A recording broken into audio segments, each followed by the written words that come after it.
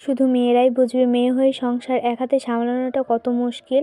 সকালে তো ছোটো দিনের বেলা হয়ে গেছে, সকালে উঠতে উঠতে 8টা বেজে গেছে। তো সকালে একটু কালাই করে সবাইকে খাওয়াই দাওয়াই এবার আমি খেতে বসছি। আমি খেয়ে দিয়ে আবার ভাত রান্না করতে হবে, তার জন্য একটু জলদি জলদি খাচ্ছি। তো সকালে সবাই রুটি খাইছে, দুপুরে তো তাড়াতাড়ি খাবে। তো রান্না করতে করতেও অনেক সময় পার হয়ে যায়, তার জন্য আগে ভাগে রান্না চড়াতে হবে ছোটো দিনের বেলা। তো আমার আব্বুর বাসায় থেকে এই তো পালং শাক নিয়ে এসেছিলো। তো পালং শাকগুলো আমি সুন্দর করে ধুয়ে বেছে নিয়েছি। এই বছরে পালং শাক এবার প্রথম খাবো। পালং শাকটা আমরা মাসকলাইয়ের ডাল দিয়ে খুব জনপ্রিয়ভাবে রান্না করে খাই। তো পালং শাক খেতে আমারও খুব ভালো লাগে, আমার ফ্যামিলিরও সবাই পছন্দ করে পালং শাকের ডাল। তো পালং শাকগুলো আমি সুন্দর করে কুচি করে কেটে নিচ্ছি, পরিষ্কার করে নিচ্ছি। অনেকগুলো দেখেন হলুদ হয়ে গেছে। সাজের বেলা নিয়ে আসলেও কত সুন্দর ছিল, এক রাতের মধ্যে হলদেটি ভাব চলে আসছে। তারপর আবর্জনাগুলো আমি বকরিকে দিয়েছিলাম, আমার 2টা খাসি সারাদিন বাধায় থাকে, তো ওদেরকে দিয়েছিলাম। ফেলে দিলে তো নষ্ট হয়ে যাবে, খাসি দুটো তো খাবে, তাই না? তার জন্য খাসিকে দিয়ে এগুলো আবার ধুতে চলে আসলাম। শাক জিনিস তো পরিষ্কার করে না ধুলে না কিচকিচি ভাব যায় না, আর যেহেতু মাটিতে হয় তার জন্য পরিষ্কার করে ধোয়াই লাগে। তারপর এই তো আমি ডালটা আগেই চড়াই দিয়েছিলাম, যেটা আপনাদের সাথে শেয়ার করা হয়নি। মাসকলাইয়ের ডালটা পাড়াপাড়ি করে আগেই চড়াই দিয়েছিলাম, এখন সিদ্ধ হয়ে গেছে। এখন আমি সুন্দর করে ঘুটে নেব।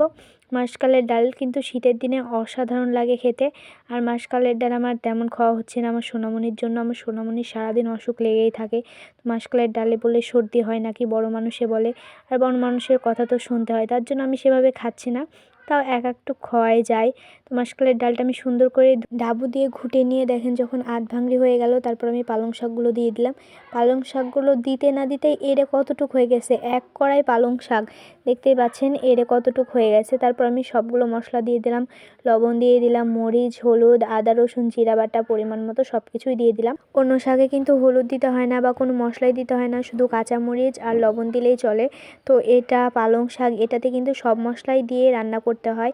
আর এভাবে রান্না করলে কিন্তু পালং শাক খেতে ভালো লাগে, মানে আমি যেভাবে রান্না করছি আসলে সেভাবে আপনাদের সাথে শেয়ার করার চেষ্টা করছি।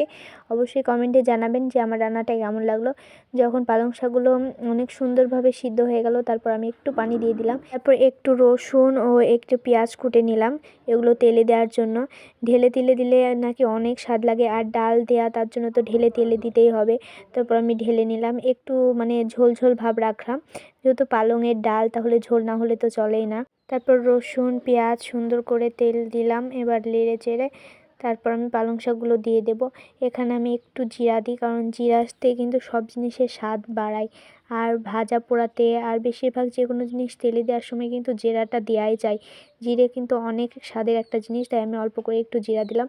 তারপর সবগুলো পালং শাক দিয়ে দিলাম। এখন দেখতেই পাচ্ছেন কালারটা অনেক লোভনীয় হয়েছে, আর রান্নাটা কিন্তু অসাধারণ হয়েছিল। তো এভাবে আমি পালং শাক রান্না করি। তো আজকের ভিডিও আমার রান্না সকলের কাছে কেমন লাগলো অবশ্যই কমেন্টে জানাবেন। আল্লাহ হাফেজ সবাইকে, পরবর্তী ভিডিওতে আবার দেখা হবে।